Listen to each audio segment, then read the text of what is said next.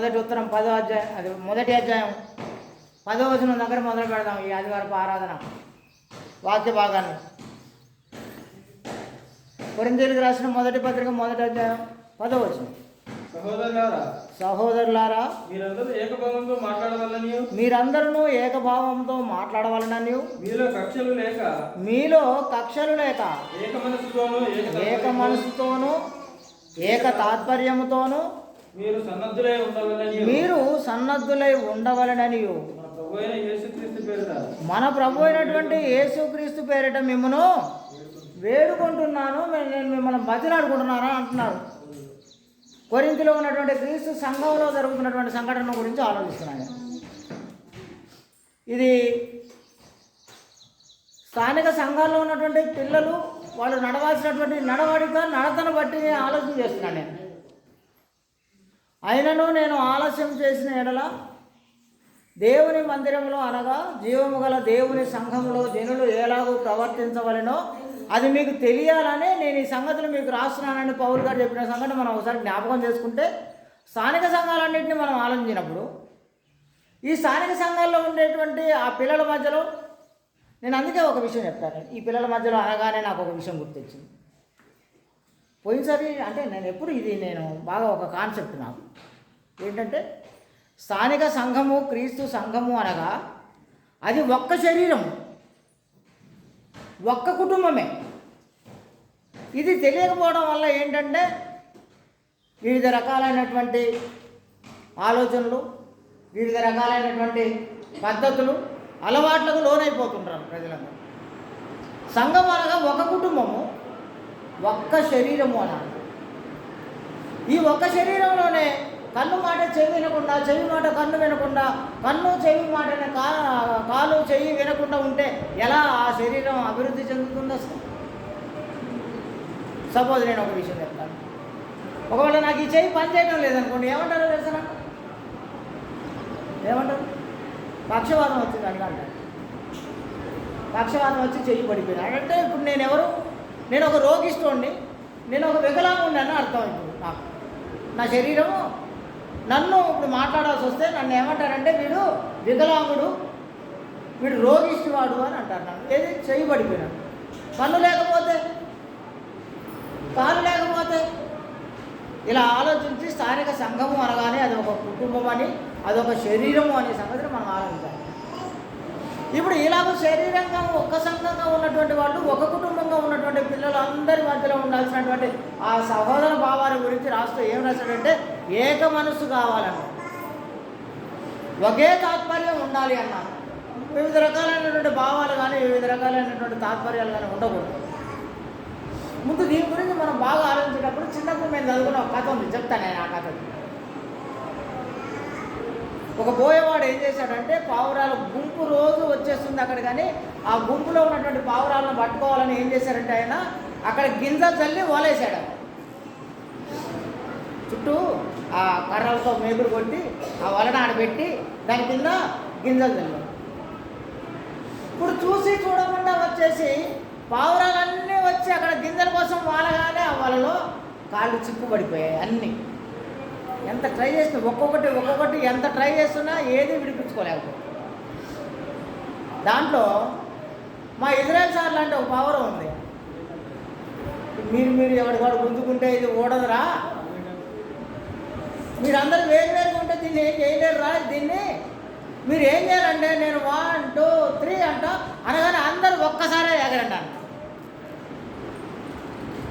అనగానే 1 2 3 అనగానే జంప్ అనగానే అందరు కలిసి ఒక్కసారి ఎగిరారట. ఆ వల కూడా భూమిలో వచ్చి ప్రకటించుకొని బయటకు వచ్చి వెళ్ళిపోయిన తర్వాత అవి విడిపించేసుకున్నాయి. తర్వాత దీని గురించే మళ్ళీ ఒక చిన్నది ఏంటంటే, ఎన్ని మనం చదువుకున్నటువంటి సంఘటనలే మనం జ్ఞాపకం చేసుకోవాల్సినటువంటి అవసరం ఏర్పడింది మనందరం. బలవంతమైన సర్పము, ఇది మనందరికీ తెలిసింది. చలి చీమల చేత చిక్కితే చచ్చిపోయిందట. అది చీమలన్నీ కలిసి బలమైనటువంటి సర్పాన్ని అయినా సరే చంపేస్తాయన్నారు. అదే చీమలు వేరువేరుగా ఉంటే కాలి కింద నలిపి పడేస్తాయి, దానికి బలమే. అలాగే ఒక పెద్ద ఏనుగును కట్టేయాలంటే ఒక మోగును తయారు చేయాలన్నారు. మోగును తయారు చేయాలంటే గడ్డి పూసలతోనే తయారు చేయాలి దాన్ని. ఒక్కొక్క గడ్డి పూస విడిగా ఉంటే ఎందుకు అది పని చేయదు అసలు. కానీ అదే గడ్డి పూసలన్నీ కలిస్తే ఒక బలమైనటువంటి ఏనుగును కూడా కట్టి పడేయగలిగినటువంటి ఒక బలమైనటువంటి మోగును తయారు చేయగలుగుతాయి. ఇవన్నీ మనకు అర్థం కావడం కోసం చెప్తున్నాను. ఇక్కడ యేసు ప్రభు ఆయన ఆ సంఘంలో ఉన్నటువంటి మనమందరం ఎలా ఉండాలో అపోస్తలుడైన పౌలు ఆ కొరింథీలో ఉన్నటువంటి సంఘంలో ఉన్నటువంటి ఆ ప్రజల మధ్యలో, ఆ సంఘంలో ఉన్నటువంటి ఆ సంఘస్థుల మధ్యలో వాళ్ళందరూ ఒక కుటుంబం అనే సంగతిని మర్చిపోయి మేమందరం ఏకభావంతో ఉండాలి, ఏక తాత్పర్యంతో ఉండాలనే సంగతిని మర్చిపోయి ఎవరికి వాళ్ళు ఇష్టారాజ్యంగా ఉండడం వల్ల అప్పుడు వాళ్ళకి చెప్పాల్సి వచ్చింది.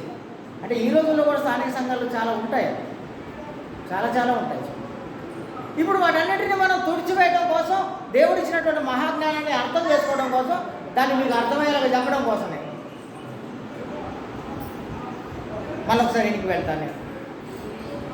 మీలో కక్షలు లేక ఏక మనస్సుతోనూ ఏక తాత్పర్యంతోనూ మీరు సన్నద్ధులై ఉండవలెనని మన ప్రభు అయినటువంటి యేసుక్రీస్తు పేరిట నేను మిమ్మల్ని బతిలాడుకుంటున్నాను, వేడుకుంటున్నాను. ఎందుకు అలా ఉండాలి అసలు? అందుకే ఇంత దీన్ని మన ఉపోద్ఘాతాన్ని ఎందుకు తెలుసుకోవాల్సి వచ్చిందంటే, మనం అందరము ఒకటి అనే భావన ఏర్పడినప్పుడు అవతల ఉన్నవాడు ఒక పెద్ద మహాసర్పం అయినా సరే, మనం అందరం కలిసి చిన్న వాళ్ళమైనా, మన దగ్గర శక్తి సామర్థ్యం లేకపోయినా, బలహీనమైనా, ఎందుకు పనికిరాని ఎందుకు కొనగరాని మనమైనా సరే అందరము ఒక భావంలోనికి, ఒక తాత్పర్యంలోనికి వెళ్ళిపోతే అత్యంత అద్భుతమైనటువంటి బలమైనటువంటి శక్తివంతులైనటువంటి ఆ సర్పాన్ని కూడా మనం చంపేయచ్చు, ఏనుగునైనా సరే కట్టి పడేయచ్చు మనందరం. ఇప్పుడు ఇంతకు సర్పం ఎవరో ఏనుగు ఎవరో మనందరికి తెలుసు, మనందరికీ తెలిసిన వాడే వాడు, మనందరికీ బాగా ఇష్టమైనటువంటి వాడే. ఇలా అనుకోవడం కూడా తప్పే అయినప్పటికీ కూడా మన సత్యానందమయ్య గారు మనం ఇలా అనుకోవడం తప్పైనా వాడంటే మనందరికీ చాలా ఇష్టం. మనమంటే కూడా వాడికి చాలా ఎల్లలేని ప్రేమ, అభిమానం వాడికి. నిబ్బరమైన బుద్ధి గల వారై మీరు మెళుకువగా ఉండండి అని చెప్పారు పేతురు గారు తన పత్రిక రాసి, మొదటి పత్రిక. ఎందుకంటే మనం ఎందుకు నిబ్బరం కలిగి మెళుకువగా ఎందుకు ఉండాలట? మన విరోధి అయినటువంటి అపవాది పుట్టిదే ఇలా అనుకుంటాంలే, కానీ అసలు యాక్చువల్గా మనకు వాడు విరోధే కానీ మనం వాడిని ఎంతో ప్రేమిస్తుంటాం. వాడు ఏం చెప్తే అది చేస్తూనే ఉంటాం. మన విరోధి అయినటువంటి అపవాది గర్జించు సింహము వలె ఎవరిని మృంగుదునా అని చాలా సెర్చ్ చేస్తుంటాడు అటు వాడు. మనం ఏదైనా సమస్య వస్తే గూగుల్ సెర్చ్ అని కొడతాం కదా, అలాగే ఎవరు దేవుడితో ఉన్నాడని వాడు సెర్చ్ కొడతాడు. ఉండగానే వాడిని తీసుకొచ్చి వాడి దగ్గరికి వెళ్ళిపోయి వాళ్ళిద్దరి మధ్యలో గొడవలు పెట్టి తుంపేసి వాళ్ళిద్దరిని తన గ్రూప్లో వేసేసుకుంటాడు. ఇప్పటి నుంచి మనం అంతా ఒక టీము. మీరు దేవుని టీం కాదు, మీరు ప్రభు అయినటువంటి యేసుక్రీస్తు కలిగినటువంటి ఆయన నిర్మించినటువంటి ఆయన స్థాపించినటువంటి సంఘం కాదు మీరంతా. మనమంతా ఒక సంఘం, మంద వేరే అని వాడు మనందరినీ కలుపుకుంటాడు ఇప్పుడు దానికోసం. ఎందుకంటే వాడు తనకు టైం కొంచెమే ఉందని వాడికి తెలుసు, ఉన్నటువంటి వాళ్ళందరినీ తన వైపు వేసుకోవాలనే సంగతి వాడికి తెలుసు. కాబట్టి వాడేం చేస్తున్నాడంటే ఎంతో టెక్నికల్గా అందరినీ తన పుట్టలో వేసుకుంటాడు.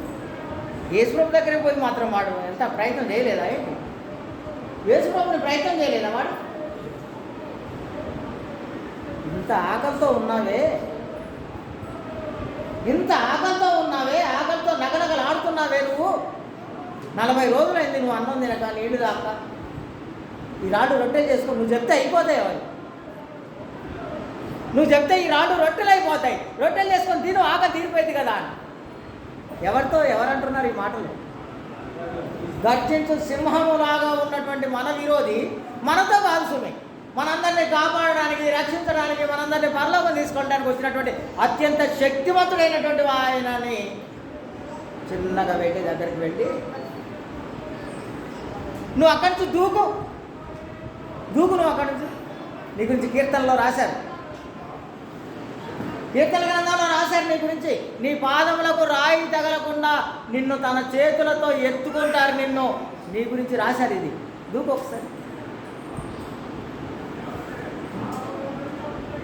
ఇప్పుడు ఈ సంగతులన్నింటిని గురించి నేను ఆలోచిస్తున్నప్పుడు స్థానిక సంఘములలో ఈ ఐకమత్యం అనేది లేకపోవడం వల్ల, ఏక మనసు, ఏక తాత్పర్యము, ఏక భావం లేకపోవడం వల్ల మనమందరము భూమి మీద పరలోకాన్ని సంపాదించుకోవాల్సినటువంటి మనమందరమును కూడా దానిని తృణప్రాయంగా వదిలేస్తాం.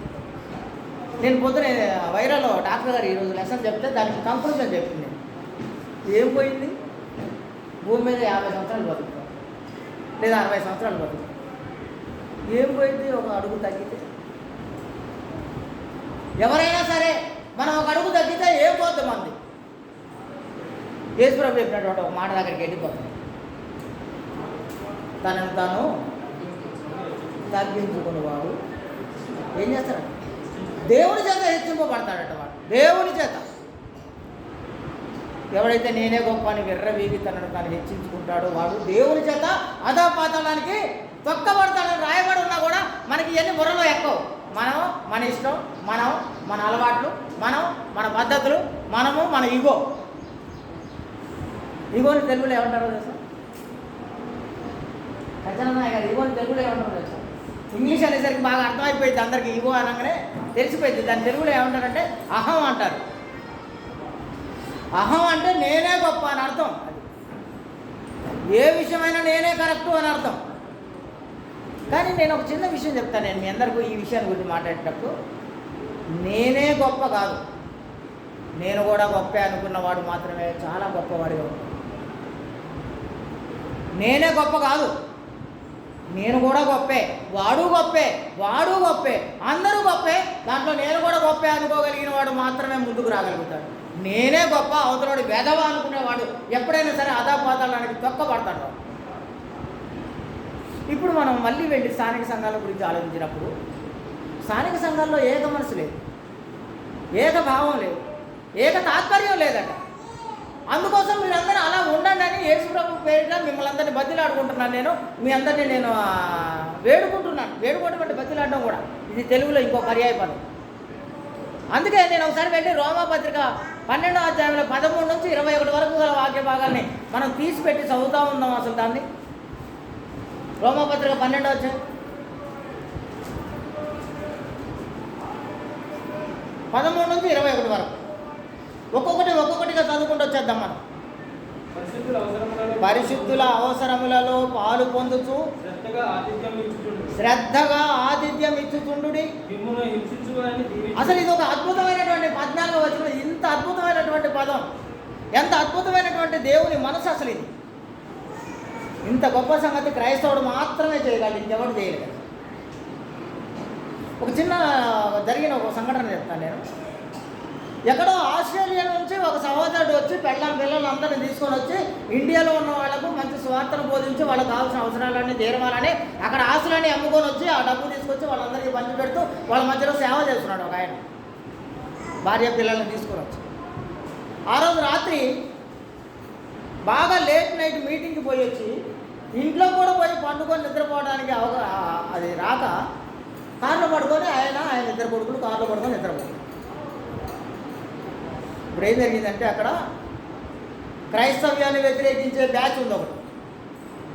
వాళ్ళు ఏం చేశారు తెలుసా సుమి? కారులో వాళ్ళు నిద్రపోతుంటే వీడు వచ్చి ఇక్కడ మన మతాన్ని అంతటినీ చెడగొట్టి పడగొట్టుండు. వీడు మన హిందువులందరినీ క్రైస్తవులుగా మార్చేస్తుండు, మతం మార్చేస్తుండని అక్కడ గరుడు కట్టినటువంటి వాళ్ళందరూ కలిసి ఏం చేశారంటే కారు మీద పెట్రోల్ పోసి, లోపల తండ్రి ఉన్నాడు, 2 పిల్లలు ఉంటుంది లోపల కొడుకు. పాపం ఎక్కడో ఏదో దేశంలో ఆస్తులన్నీ అమ్ముకొని ఇక్కడ మనకు మేలు చేయాలని, మనకు సేవ చేయాలని, మనకు సువార్త చెప్పాలని, మనందరినీ పరలోకం తీసుకెళ్లాలని ఒక గొప్ప లక్ష్యంతో ఆయన వస్తే ఏం చేస్తున్నారు ఇక్కడ? చంపేస్తారు. అప్పుడు వాళ్ళ ఆవిడ ఒక్కతే ఇంట్లో ఉంది. ఆ తర్వాత దీనంతటినీ పెద్ద ఇష్యూ అయింది. అందరినీ పట్టుకున్నారు ఎవరెవరు చేశారో వాళ్ళందరినీ. అప్పుడు వాళ్ళ ఆవిడ పోయి ఏం చేస్తుందో తెలుసా? అయ్యా వాళ్ళని క్షమించేయండి, వదిలేయండి, వాళ్ళని శిక్షించడం వల్ల నా భర్త తిరిగి వస్తాడా అని అడిగిందా? నా పిల్లలు తిరిగి వస్తారా అని అడిగింది. అంత గొప్ప కష్టం వస్తే ఆ సహోదరి వాళ్ళందరినీ క్షమించేయండి అని. మీ అందరూ అద్భుతంగా తెలుసుకోవాల్సినటువంటి విషయం ఏంటంటే అలా ఆమె క్షమించడం వల్ల, ఆమె మాత్రమే క్షమించడం వల్ల ఆమె క్రైస్తవురాలు కనుక తనకున్నటువంటి గుణ లక్షణాలను బట్టి అంత కష్టం ఎదురైనా సరే ఆమె దేవుని పక్షాన్ని నిలబడి వాళ్ళని క్షమించమని అడగడం వల్ల ఏం జరిగిందంటే 5 సంవత్సరాలు తిరగకుండానే ఎవడైతే వాడు ఒక ముఠా నాయకుడు ఉండి వాళ్ళందరినీ ఇలాంటి హాని చేశారో వాడు బాప్తిజం తీసుకొని సంఘంలో చేర్చబడ్డాడు.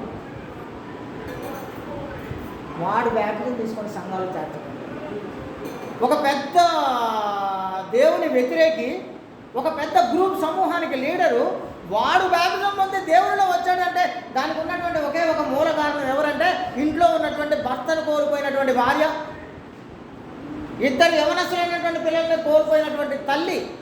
అంత సహనానికి ఈ ఎగ్జాంపుల్స్ అన్నీ మీకు ఎందుకంటే ఒకవేళ నేనే ఉన్నాను, దావీదు నా ఎడల ఏదో ఒక పొరపాటు మాట మాట్లాడితే నేను 20 ఏళ్ళు ఆయనతో కలిసి జీవించిందంతా మర్చిపోయి పక్కన పెట్టేసి నువ్వెంత నేనెంత తేల్చుకోవడానికి వచ్చేస్తున్నాను నేను. ఇది ఎంత దుర్మార్గం అసలు. మేము 20 ఏళ్ళు 25 ఏళ్ళు మేము కలిసిమెలిసి జీవించాము. ఇప్పుడు ఒక చిన్న విషయం కోసం విభేదించి ఆయన మీద పంచాయతీకి పోతున్నాను నేను. ఇప్పుడు నాలో కోపం రావడం వల్ల ఏం జరిగిందో తెలుసా? కోపం ద్వేషంగా మారిపోయింది, ద్వేషం నుంచి అసూయ పుట్టింది, కలహం పుట్టింది, గొడవలు పుట్టాయి. మా ఇద్దరి మధ్యలో చెప్పలేనంత దూరం వచ్చేసింది. కానీ అదే నేను 20 ఏళ్ళు కలిసి ఉన్నాను కనుక ఒకవేళ దావీదు నా ఎడల తప్పే చేశాడనే అనుకుందాం. ఇప్పుడు నేను ఆయననే ఏం పర్లేదులే, ఏదో పరిస్థితిలో ఉండడం వల్ల అలా ప్రవర్తించి ఉంటాడులే, పోనీలే అని నేను అనుకుంటే అది ఎంత దూరం వెళ్తుందో తెలుసా? ప్రేమ, సంతోషము, సమాధానము, దీర్ఘశాంతము, దయాళుత్వము కలిగినటువంటి ఏదైతే గుణలక్షణాలు కలిగి ఉన్నటువంటి ఆత్మఫలం ఏదైతే ఉందో అది నేను ఫలించినట్టు, నేను దేవుని బిడ్డగా ఉన్నట్టు లేదు. శరీర కార్యాలు స్పష్టమై ఉన్నవని దాంట్లోకి మొదలుపెట్టినటువంటి కోపము, ద్వేషము, అసూయ, మద్దతులు, విమతములు, గొడవలు, కొట్లాట్లు ఉంటే నేను సాతాను బిడ్డనే కానీ నేను దేవుని బిడ్డని ఎంత మాత్రం. అందుకే ఇప్పుడు ఇక్కడ రాయబడినటువంటి 14వ వచనం అద్భుతమైనటువంటి పదం రాయబడింది. చదవండి ఒకసారి 14వ వచనం అండి. మిమ్ముని హింసించు వారిని దీవించుడి, దీవించుడు కానీ వాడిని శపించొద్దు. పిల్లలు మీరందరూ తెలుసుకోవాలి, మీరందరూ దేవుని పిల్లలుగా ఎంచబడాలనుకో. నిన్ను ఎవడైనా హింసించినా, ద్వేషించినా, దూషించినా వాడిని నువ్వు ప్రేమించాలి, అంతేగాని వాడిని నువ్వు దీవించాలి. అయ్యో వీడిని దేవుడా ఈయన బాగా అభివృద్ధిలో చెయ్యాలని అడగాలి. ఎవరిని? మన శత్రువుని, మనల్ని వ్యతిరేకించిన వాడిని, మనల్ని విరోధించిన వాడిని దీవించాలే కానీ నువ్వు నాశనం కానీ ఒక పదం కూడా మాట్లాడకూడదు. ఇది ఎంత కఠినంగా ఉంది కదా సునీత. ఎందుకంటే ఉప్పు కారం తింటుంటాం కదా, ఉప్పు తిన్నప్పుడు అన్న బ్లడ్ ప్రెషర్ వచ్చింది, కారం తిన్న కాంచి కోపం వచ్చింది. ఈ కోపాన్ని, బ్లడ్ ప్రెషర్ని ఆపుకోలేక ఎట్లా పడితే అట్లా బతికేసింది, ఎలా పడితే అలా. నేను మళ్ళీ చెప్తున్నాను మీ అందరికీ, ఇక్కడ ఈ పదాన్ని మనం ఆలోచించినప్పుడు మిమ్మల్ని హింసించు వారిని దీవించుడి, దీవించుడు కానీ శపించొద్దు, సంతోషించు వారితో సంతోషించండి, ఏడ్చే వారితో ఏడవండి, ఒకరినొకడు మనసు కలిగి ఉండుడి, హెచ్చు వాటి యందు మనసుంచగా తగ్గు వాటి యందు ఆసక్తులై ఉండుడి. మీకు మీరు బుద్ధిమంతులని మాత్రం మీరు అనుకోవద్దు, యూజ్లెస్ ఫెలోస్ అన్నారు. మీరు జ్ఞానవంతులు, బుద్ధిమంతులు అని అనుకుంటున్నారు కదా, కాదా. హెచ్చింపబడే విషయాల్లో చాలా మీరు కేర్ఫుల్ ఉండాలి, తగ్గించుకునే వాటి విషయంలో అధికంగా ఉండండి మీరు అన్నారు. మిమ్మల్ని మీరు తగ్గించుకునే విషయం వచ్చినప్పుడు మాత్రం మీరు ఎంతైనా తగ్గించుకునే అవకాశం మీకు ఉంది. ఎందుకంటే మిమ్మల్ని మీరు తగ్గించుకుంటే మీ దేవుడు మిమ్మల్ని హెచ్చించేస్తారు, పరలోకంలో ఘనమైన పాత్రలుగా ఎంచుతారు మిమ్మల్ని. ఏం పోయింది? ఒక సినిమాలో డైలాగ్ చెప్పినట్టు, ప్రేమిస్తే పోయేది ఏముందరా, మళ్ళీ తిరిగి వాడు నిన్ను ప్రేమిస్తాడని మనం అంత సినిమా చూసి సంకల్ కుద్దుకుంటామా? ఏం డైలాగ్ చెప్పారు కానీ బైబిల్లో అది యేసుప్రభు రాయించారు. యేసుప్రభు ఆయన భూమి జీవించినప్పుడు ఆయన నెరవేర్చినటువంటి సంఘటనలు ఇవన్నీ. దేవుడు మనందరికీ బుద్ధి కలగాలి, బోధ కలగాలని తన ప్రవక్తల ద్వారా రాయించినటువంటి సంగతులకి. ఏం పోయింది? ప్రేమిస్తే కక్ష కట్టుకొని నువ్వు ఒక గిరి తీసుకొని నీ బావిలో నువ్వే, నీ గదిలో నువ్వే ఉంటే నువ్వు పరలోకం వెళ్ళేది ఎప్పుడు? అంత విశాలమైనటువంటి పరలోకంలో వెలుగులో సూర్యుడైనో చంద్రుడైనో అక్కర్లేని ఒక మహా గొప్ప పట్టణంలో ప్రవేశించేది ఎప్పుడు? దేవునితో కలిసి ఆయన కుమారుడైనటువంటి యేసుక్రీస్తుతో కలిసి సంతోషించి ఆనందించేది ఎప్పుడు? నీకు నువ్వే గిరి తీసుకొని నీకు నువ్వే ఆ చీకటి కొట్టులో పడి ఉంటే ఏం పోయింది? ఊరికినే జనరల్గా నేను ఈరోజు ఇక్కడ ఉండి ఆల్ ఆఫ్ సడన్ ఇక్కడ ఇలా నిలబడి ఇలా చనిపోయాను అనుకోండి, నన్ను ఎంతకాలం గుర్తుపెట్టుకుంటారు? గుండెలు మీద చేసుకొని చెప్పడం మా అయితే ఒక 2 నెలలు, లేదంటే ఒక 3 నెలలు తర్వాత నేను గుర్తురాను. చూడు, నేను చేసిన సేవలు గుర్తురావు, నేను మీతో కలిసి జీవించిన జీవితం గుర్తురాదు. నేను మా లాజరయ్య గారిని అత్యధికంగా ప్రేమించిన, నేను ఎంత ప్రేమించానంటే ఎంతో ప్రేమించిన, దాన్ని మీ అందరు సాక్షులు. కానీ ఆయన 3 నెలల తర్వాత 4 నెలల తర్వాత గుర్తురాడు. నేను ఈరోజు ఎందుకో ఇది జూలై నెల రేపటి నుంచి అని అనుకోగానే భయమైంది సుమి. ఈ నెల 19వ తారీఖు చచ్చిపోయి సంవత్సరం అవుతుంది. ఆయన మధ్యలో గుర్తురాట్లేదు నాకు లాజరయ్య గారు. అంటే నేను ఎంత ప్రేమించినా ఏం చేసినా ఆయన చనిపోయిన తర్వాత 5-6 నెలల్లో నాకు ఆయనకు బంధం పూర్తి స్థాయిలో తగ్గిపోవడం మొదలుపెట్టేసింది. అది మరి ఇప్పుడు దీనికోసమా నా ఆరాటం పోరాటం అంతా? కేవలం దీనికోసమా? నేను ఆయన క్షమించలేను, నేను ఏనే క్షమించలేను, నేను దగ్గరతలో నా అంత మొనగాడు లేడు, నా అంత మొనగత్త లేదు, నన్ను మించినోడు లేడు అని ఏంటి ఆ గర్వం ఒకరు. ఇక్కడ ఏం చెప్తున్నానంటే యేసుక్రీస్తు నామములో మిమ్మల్ని అందరినీ నేను బతిలాడుకుంటున్నాను, వేడుకుంటున్నాను. ఏంటంటే మీరందరూ ఏక మనసు కలిగి ఉండండి, ఏకభావం కలిగి ఉండండి. ఒకవేళ మిమ్మల్ని ఎవరైనా హింసించినా దూషించినా వాళ్ళందరికీ మీరు మేలు చేయండి, వారి కోసం ప్రార్థన చేయండి. ఇంకా కొంచెం కిందికి వచ్చేస్తాను. నేను 16వ వచనం చూస్తాను. నేను ఏడ్చు వారితో ఏడుడి, ఒకరినొకడు మనసు కలిగి ఉండుడి, హెచ్చువాడి యందు మనసు ఉంచక. ఇది ముందు ముఖ్యంగా మనం అందరం తెలుసుకోవాల్సినటువంటి విషయం. హెచ్చింపబడే విషయంలో మీరు మనసు పెట్టొద్దు. అసలు ఎవరు గొప్ప? భూమి మీద ఎవరు గొప్ప? నేను ఈ ప్రశ్న వేస్తాను. నేను ఇందాక చెప్పినట్టే, నేను గొప్ప అనుకోవద్దు. ఎవడు నేను కూడా గొప్పే అనుకోండి. నేను గొప్ప, నేనే గొప్ప అని అనుకుంటే అవతలోడు ఎదవ అని అర్థం. అది అవతలోడు ఎందుకు పనికిరాని యూజ్లెస్ ఫెలో అని అర్థం. వాడికంటే నేనే గొప్ప అని నువ్వు అనుకుంటున్నావు అని అర్థం కాదు. నువ్వు గొప్పే కానీ వాడు కూడా గొప్పే. అవతల వాడు గొప్పే, యువతల వాడు గొప్పే, ఇద్దరు చాలా గొప్ప వాళ్ళే. అప్పుడు అయితే మనలో ఉన్నటువంటి ఆ ఈగో ఎప్పుడు సాటిస్ఫై అయ్యిందంటే నేను మాత్రమే కాదు గొప్ప, నేను గొప్పే, అవతల ఎదురుగా ఉన్నవాడు వాడు కూడా గొప్పే అని మనం అనుకోగలిగితే మనలో ఉన్నటువంటి ఈగో సాటిస్ఫై అయ్యి హెచ్చే వాటి విషయంలో నువ్వు ఎక్కువగా అతిశయించడం మానేసి తగ్గే విషయంలో మాత్రం నువ్వు అతిశయించడం మొదలుపెట్టాను రాశారు అక్కడ. మళ్ళీ ముందుకు వెళ్ళిపోతాను నేను. 17వ కీడుకి ప్రతి కీడు ఎవరికి చేయొద్దు, మనుషులందరి ఎదుట యోగ్యమైన వాటిని గురించి ఆలోచన కలిగి ఉండు. యోగ్యమైన వాటిని గురించి అంటే ఏంటి? అక్కడ 3 అని ఎంకుందా? కింద చూడండి ఏముందో అసలు పుట్టినోట్లో. ప్రతి మేలైన విషయాన్ని మీరు వాళ్ళ కోసం చెయ్యాలి. 18వ సఖ్యమైతే, ఒకవేళ వీలైతే, నీకు కుదిరితే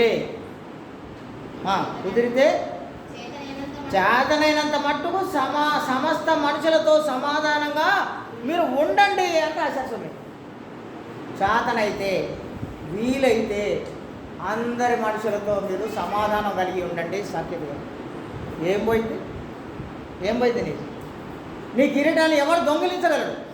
నీ పరలోకాన్ని ఎవడు అడ్డుకోగలడు? పరలోకం రాకుండా మన ప్రవర్తన ఉన్నప్పుడు ఆ ప్రవర్తన మార్చుకోవడంలో ఏంటి తప్పు? మనం ఎదుటివాని ఎడల సమాధానం కలిగి ప్రేమ కలిగి జీవించడం వల్ల మనకు వచ్చినటువంటి కష్టం ఏంటి, మనకు వచ్చినటువంటి నష్టం ఏంటి, ఇది చేయాలి. ఇప్పుడు స్థానిక సంఘాలలో అక్కడ దాకా పోయారు. నేను మొన్ననే చూశాను నేను ఒక విషయం.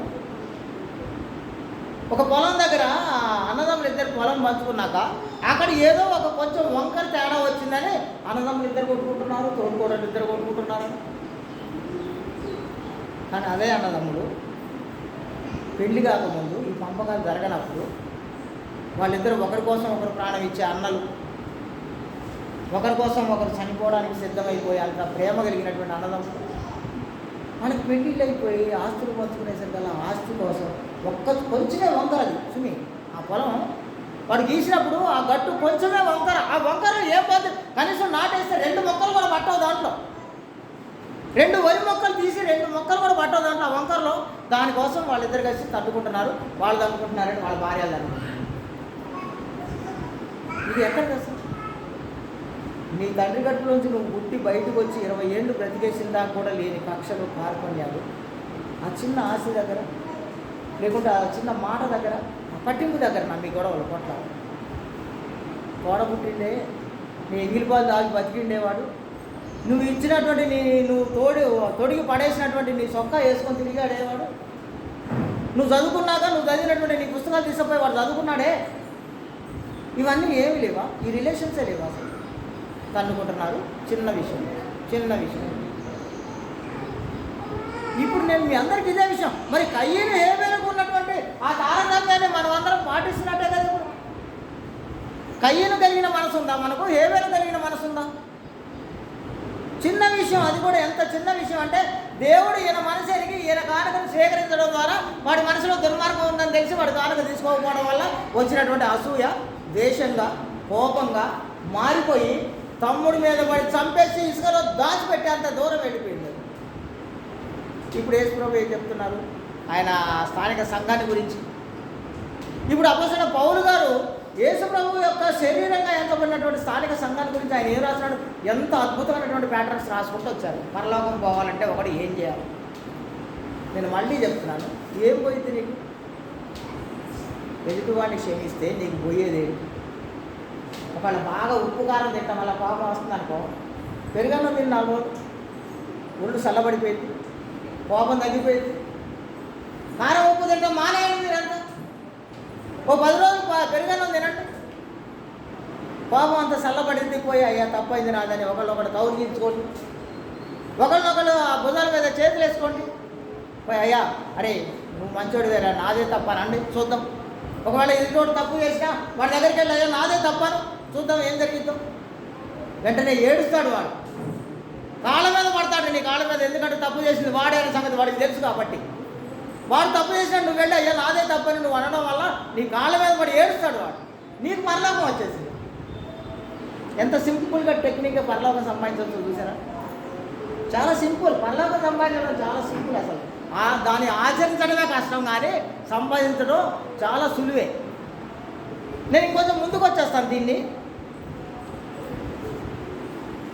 ప్రియులారా 19 ప్రియులారా మీకు మీరే పగ తీర్చుకొనక దేవుని ఉగ్రతకు చోటీయుడి, పగ తీర్చుట నా పని నేనే ప్రతిఫలం ఇస్తున్నని ప్రభువు చెప్పుతున్నాడని రాయబడి ఉంది కదా.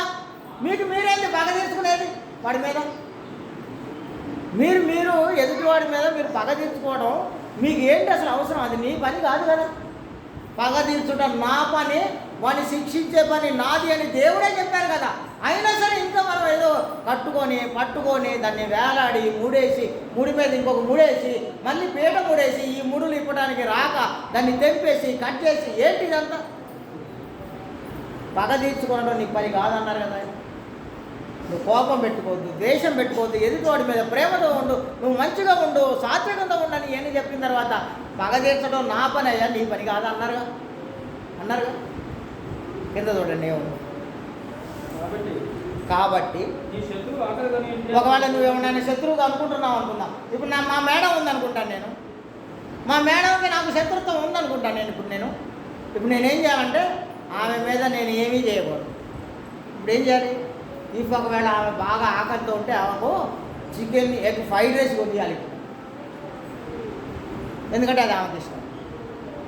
లేదంటే ఒక మంచి బిర్యానీ కొనుక్కొచ్చి ఇవ్వాలి ఆమెకు. నేను నా శత్రువు ఆమె. ఇప్పుడు ఏమవుతాడు అట్లా చేస్తే? ప్రియాంక ఏమవుతాడు? నా శత్రువు ఆకలి కొని ఉంటే నేను వాడికి భోజనం పెడితే ఏం జరిగిద్దో తెలుసా? చదవండి అక్కడ ఏం జరిగిద్దో చూడండి. అసలు ఇది బైబిల్ గ్రంథంలో దేవుడు రాయించి ఇచ్చినటువంటి అద్భుతమైనటువంటి లేఖన భాగాలు. ఇవన్నీ అద్భుతమైనటువంటి మాటలు, మనందరినీ పరలోకానికి నడిపించే మాటలు ఇవన్నీ. ఒకవేళ వాడు ఆకలి కొని ఉంటే నీ శత్రువు వాడికి భోజనం పెడితే ఏం జరిగిందో తెలుసా? అలాగూ చేయటం వలన అతని తల మీద నువ్వు నిప్పులకు పోసినట్టే అన్నారు. వాడికి అన్నం పెడితే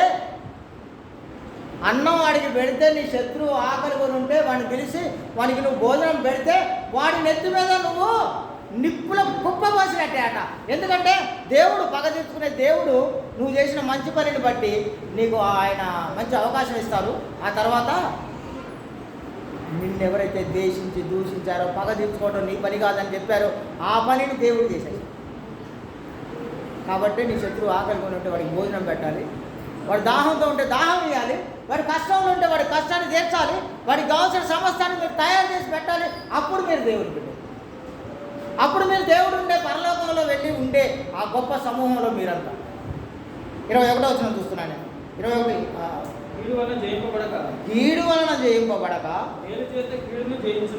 మేలు చేత కీడుని జయించండి. మీరు కీడు చేత ఎప్పుడు ఎవరిని జయించలేరు కూడా. వాడికి మేలు చేయటం వల్ల ఇప్పుడు మనం పాట పాడుతుంటాం, నేను నా ఇంటి వాడు.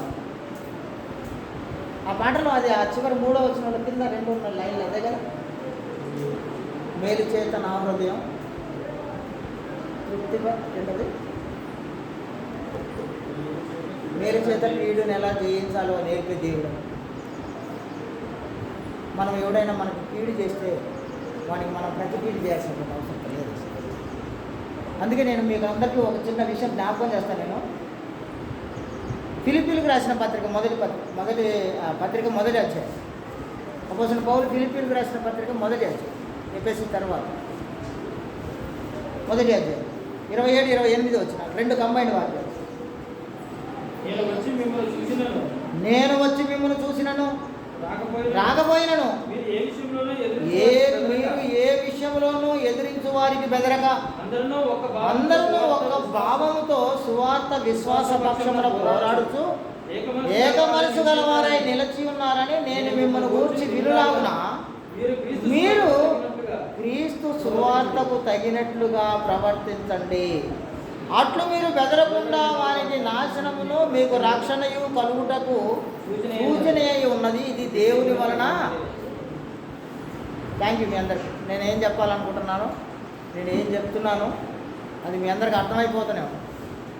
కేవలం సువార్త పక్షాన నిలబడి మాట్లాడాల్సినటువంటి అవసరత, సువార్త పక్షాన ఏక మనసు, ఏకాత్మ, ఏక భావం, ఏక తాత్పర్యం కలిగి ఉండుట, స్థానిక సంఘంలో ఉన్నటువంటి ప్రతి కుటుంబము, ప్రతి వ్యక్తి ఒకరి ఎడలో ఒకరు ప్రేమ అనురాగాన్ని కలిగి ఉండుట, ఒకరి అవసరంలో ఇంకొకరు కలిసి ఉండుట.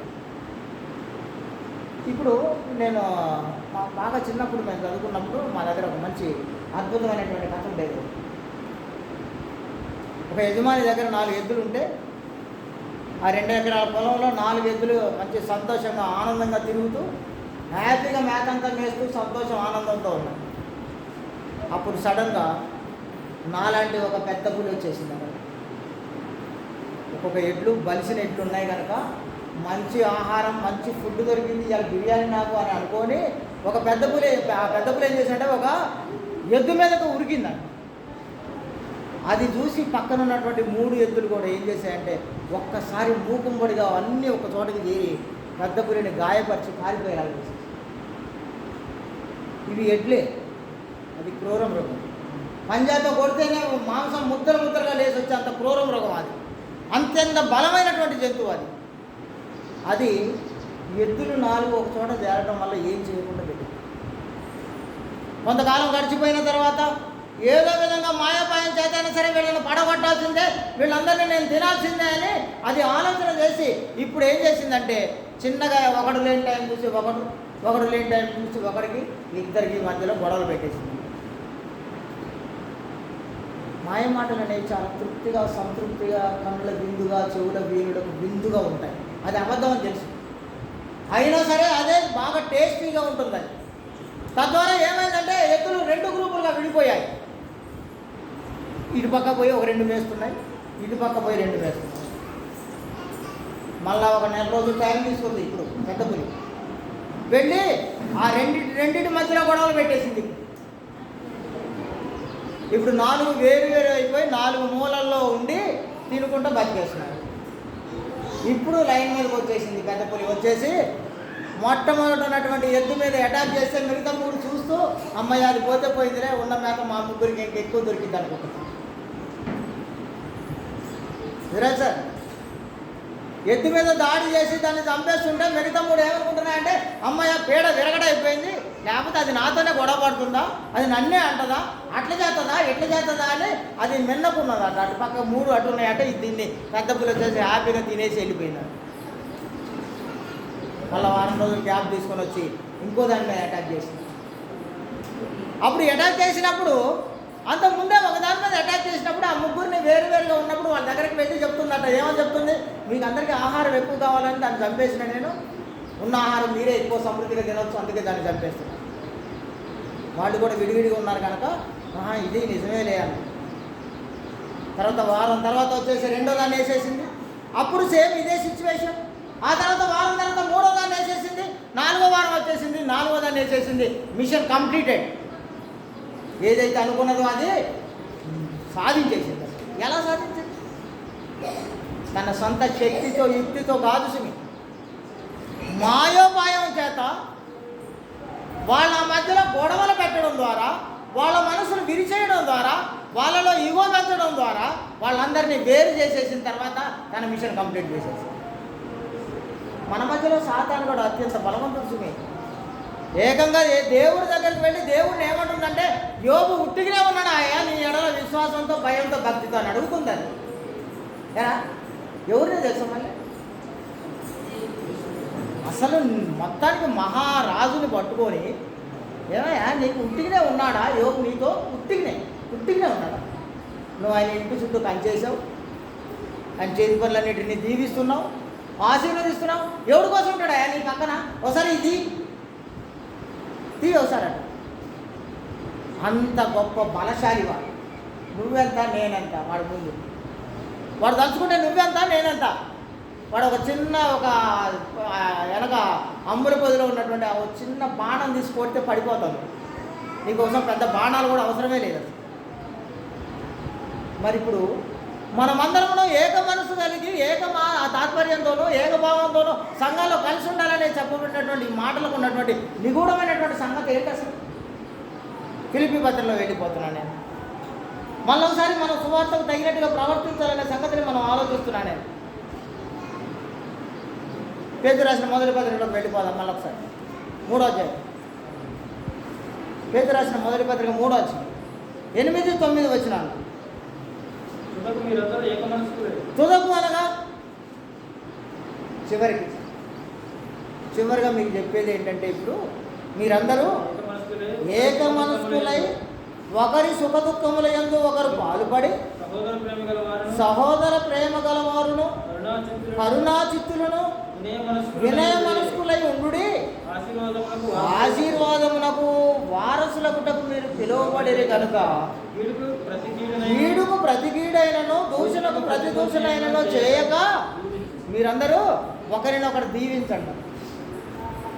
మీరు ఆశీర్వాదానికి వారసులుగా ఉండడానికే దేవుడు మిమ్మల్ని పిలిచి స్థానిక సంఘంలో మిమ్మల్ని ప్రవేశపెట్టారు. లోకంలో ఉన్నటువంటి వాళ్ళందరికంటే కూడా మిమ్మల్ని అత్యధికంగా ఆయన ప్రేమించడం ద్వారా మీరు ఆయన దీవెనల ఆశీర్వాదాలు పొందాలని, ఆయన ఉండే ప్రదేశంలో మీరు కూడా వెళ్ళి ఆ సంతోషం, ఆనందం ఆయనతో కలిసి అనుభవించాలని మీ అందరినీ ఏర్పాటు చేసుకున్నారు. కాబట్టి మీరేం చేయాలంటే, కీడుకి ప్రతి కీడు అయినను దూషణకు, మనం ఒక్క మదర్ గురించి మాట్లాడితే అవతల 10 మదర్లు మాట్లాడతాం. తెలుగులో ట్రాన్స్లేట్ చేసుకోండి తమ్ముడా, ట్రాన్స్లేట్ చేసుకో తెలుగులో. నువ్వు ఒక్క మదర్ గురించి మాట్లాడితే వాడు 10 మదర్లు మాట్లాడతాడు. దేవుడు మిమ్మల్ని జీవించి ఆశీర్వదించినప్పుడు మీరు అలా ఉండకూడదు. ఒక్కసారి నువ్వు దొంగ అని చూడు వాడిని, వాడు వెనక్కి పోయి 10 దొంగల గురించి మాట్లాడతాడు. నువ్వు దొంగ, మీ నాన్న దొంగ, మీ అమ్మ దొంగ, మీ తాత దొంగ, వాళ్ళ తాత దొంగ, వాళ్ళ అయ్య దొంగ, ఇవన్నీ చెప్తాడు. నువ్వు ఒక్కసారి వాడిని ఒక బూతు మాట్లాడు, వాడిని నీ దగ్గర 10 బూతులుగా. మీరు అలా ఉండకూడదు అంటున్నారు. ఇప్పుడు స్థానిక సంఘంలో ఉన్నటువంటి వాళ్ళందరి గురించి మాట్లాడినప్పుడు మీరు అలా ఉండకూడదు అంటారు. మీరందరూ ఏక మనసు కలగాలి, ఏకభావం కలిగి ఉండాలి. ఎందుకంటే మీరు స్వతంత్రులుగా ఉండడానికి మిమ్మల్ని పిలిచారు దేవుడు. కానీ ఆ స్వాతంత్ర్యాన్ని శారీరక క్రియలకు హేతు చేసుకోండి. రండి ముగించేద్దాం దీన్ని. గలతీ పత్రిక 5వ అధ్యాయం 13వ. గలతీ పత్రిక 5వ అధ్యాయం 13వ. సహోదరులారా, మీరు స్వతంత్రులుగా ఉండుటకు పిలువబడితే అయితే ఒక మాట, ఆ స్వాతంత్ర్యమును శారీరక క్రియలకు హేతువు చేసుకొనక ప్రేమ కలిగిన వారై ఒకరినొకడు దాసులై ఉండుడి. మీరు ఒకరికొకడు ఎలా ఉండాలట? ఎలా ఉండాలి? నేనే గొప్ప, నేనంటే నేనే గొప్ప, నేనే గొప్ప, అవతలోడు వెధవ ఇలాగ ఉండమన్నారు. ఇలాగనా ఉండమన్నారు? ఏమనమన్నారు? ఎలా ఉండమన్నారు? ఒకరికొకడు దాసుడు అంటే ఏంటి అర్థం? మన ఇంట్లో పనివాడు అని అర్థం. పనివాడు యజమానుడి ఎడల ఎలా ఉండాలి? అయ్యా అయ్యా అని ఉండాలి. ఏ విషయమైనా సరే వాడు లోపడి విధేయత కలిగి ఉండాలి. అలాగూ నువ్వు నీ సహోదరుడి ఎడల నీ సహోదరి ఎడల అలా ఉండాలని. అలా ఉంటేనే మీరందరూ దేవునికి. స్థానిక సంఘంలో ఉన్నటువంటి మీరందరూ అలాగూ ఒక్కొక్క అవయవం ఇంకొక అవయవానికి మధ్యలో మ్యూచువల్ అండర్స్టాండింగ్తో ముందుకు నడవాలని. వీటన్నిటికీ ప్రతి అవయవాన్ని డైరెక్ట్ చేసే ఈ బ్రెయిన్ ఒకటి ఉంటుంది. ఈ బ్రెయిన్ చెప్తే నువ్వు చేయలేపంటే లేపుతుంది చెయ్యి. మనమంతా చదువుకున్న పిల్లలమే కదా. బ్రెయిన్ వెనుక నుండి సజెషన్ చేస్తే తప్ప వాడు మాట కూడా మాట్లాడలేడు. మాట్లాడే మాట టా మాట్లాడాలా, తా మాట్లాడాలా, డా మాట్లాడాలా కూడా అది పైనుండి సజెస్ట్ చేస్తేనే మన నాలుగో పలికిద్ది. ఇప్పుడు దేవుని జ్ఞానాన్ని కలిగిన మనమందరము, యేసుక్రీస్తు నామములో బాప్తిసం పొందినటువంటి మనమందరము, యేసు ప్రభు చేత స్వయంగా సంఘంలో చేర్చబడినటువంటి మనము, ఆ సంఘం ఆయన శరీరం అని, ఆ శరీరంలో మనమందరం సాటి అవయవాలనే సంగతిని మనం తెలుసుకోకపోతే, మనమందరం మన ఇష్టానుసారంగా జీవిస్తే యేసు ప్రభుని కుంటివాణి చేసినట్టు మనం. అర్థమవుతుందా దావీదు సార్? యేసు ప్రభుని కుంటివాణి చేసినట్టు, గుడ్డివాణి చేసినట్టు, ఆయనను ఎందుకు పనికిరాని వాడని నువ్వు రుజువు చేసినట్టు. ఆయన స్థానిక సంఘం అనగా ఆయన శరీరం కనుక, ఆయన శరీరంలో ఉన్నటువంటి నీవు ఒక కన్ను అయితే, ఆ కన్ను కనపడకపోతే ఆ శరీరాన్ని ఏమంటారంటే గుడ్డిది అంట. ఒకవేళ కాలు లేకపోతే అది కుంటిది అంటారు. అవయవాలు లేకపోతే అది రోగిస్తుంది అంటారు. అంటే యేసుప్రభు శరీరంలో ఉన్నటువంటి మీరందరూ మీ మీ పనులన్నింటినీ జరిగించకుండా, ఒకరి ఏడలో ఒకరు ప్రేమ అనురాగం కలిగి ఉండకుండా, మీలో ఇంకనూ కక్షలు కార్పణ్యాలు అవి ఉంటే అవి మీరు దేవునికి సంబంధించినటువంటి అంశాలే కాదు. వెళ్ళండి, ఈరోజు వెళ్ళండి. ఈరోజు వెళ్ళి ఒకరినొకరు కౌగులించుకోండి. నువ్వు తప్పు చేయకపోయినా ఎదుటివాడు నీ ఎడలో తప్పు చేసినా వాడి దగ్గరికి వెళ్ళి క్షమాపణ అడగండి. మీరు దేవుడు అద్భుతంగా దీవించేస్తాడు. పరలోకం ఇచ్చేస్తాడు. పరలోకం కావాలా, పక్కవాడితో గొడవలు కావాలా? దావీదు సార్ని అడుగుతాను. నేను దున్నుగాడికి ఇక్కడ నుంచి జంప్ చేసి దున్నుగాడి దగ్గర పోతా. వాళ్ళ స్నేహితురాలను తెచ్చుకున్నట్టుంది. ఎవరు పరలోకం కావాలా, పక్కవాడితో గొడవలు కావాలా? ఏం కావాలి? పరలోకమే కావాలి. పక్కవాడితో గొడవలు ఎన్ని రోజులు ఉంటాయి? రేపొద్దున ఏదో ఒక రోజు మళ్ళీ తప్పకుండా పోయి మనం మాట్లాడాల్సిందే, కలవాల్సిందే. ఏదో ఒక ఫంక్షన్ వాడు, అరే మా ఇంట్లో ఫంక్షన్ ఉందిరా రారా అంటే వాడే దగ్గర వచ్చిండలేరా అని అప్పుడు పోతాం మనం. ఈ మధ్యలో జరిగినవి ఎవరు తెరవాలా? ఈ మధ్యలో కోల్పోయినవి ఎవడు ఇవ్వాలి మనకు? మళ్ళీ తిరిగి ఎవడు ఇవ్వాలి మనకు? దేవుడి మీద దీవించాలి. స్థానిక క్రీస్తు సంఘంలో ఉండే ప్రతి సభ్యులు కూడా ఒకరి ఎడల ఒకరు ప్రేమ అనురాగం కలిగి జీవించాలి. మీరందరూ దేవునికి అత్యంత ఇష్టడుగా జీవించాలి. అప్పుడు దేవుడుండే ఆ ప్రదేశమైనటువంటి ఆ మహా గొప్ప పట్టణమైనటువంటి ఆ పరలోకంలో మీరు కూడా పాలి భాగస్తులుగా ఎంచబడతారు. రండి, అందరం కలిసి పరలోకం వెళ్ళిపోదాం. పరలోకం వెళ్ళిపోవాలంటే స్థానిక సంఘంలో ఉన్నటువంటి మీరందరూ ప్రేమ కలిగి జీవించాలి. ఎదుటివాడిని క్షమించే గుణాన్ని కలిగి ఉండాలి. ఎదుటివాడి ఎడల నిన్ను నువ్వు తగ్గించుకునే స్వభావాన్ని కలిగి ఉండాలి. మీ అందరూ దేవుని వరకు జీవించే వారిగా ఉండండి. దేవునితో కలిసి జీవిద్దాం. వెళ్ళిపోయి పరలోకంలో దేవుడి మీ అందరిని దీవించి ఆశీర్వదించుగాక. మీ అందరూ ప్రత్యేకంగా